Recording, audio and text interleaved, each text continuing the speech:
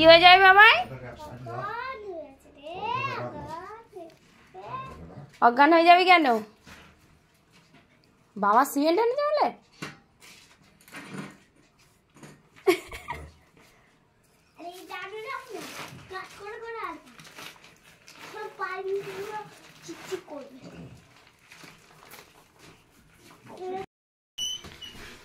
ভাবিন তোমাদের খাটের কি অবস্থা?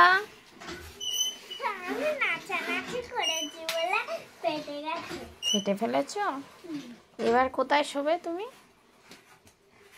ওটা ধুলো ভর্তি, নেমে এসো। নামো।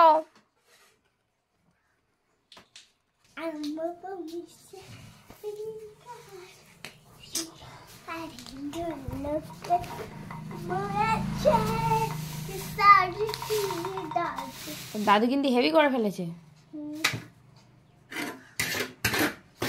তাহলে ভালো মিস্ত্রি বল?